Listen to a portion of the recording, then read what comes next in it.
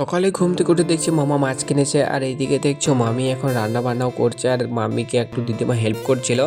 আর আমি একটু ঘুম থেকে লেট করে উঠেছিলাম, কারণ মাকে হাসপাতালে নিয়ে গেছিলাম ভর্তি করতে, তো ঘুম থেকে উঠতে একটু লেট হয়ে গেছিলো। তো স্নান টান করে দেখছো এদিকে দেখছি মামি দুপুরে রান্নাও করে নিয়েছে। তো এদিকে করেছিল সোয়াবিনের তরকারি, পিঁপে ভাজা, আর করেছিল ডাল। তো এই দিয়ে এখন আমরা সবাই মিলে খাবার খাবো। সবাই বলতে আমি, দিদিমা আর বুনু খাবো, যেহেতু মামি আগেই খেয়ে নিয়েছে।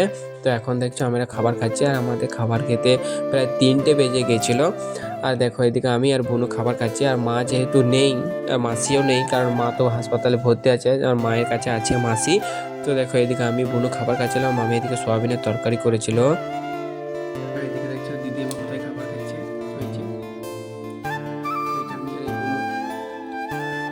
আর আমার খাওয়া শেষ হয়ে গেছে, আর এদিকে বুনু বলছিল যে বাবুকে একটু জল দিতে, যেহেতু বাবু এদিকে খাবার খাচ্ছে।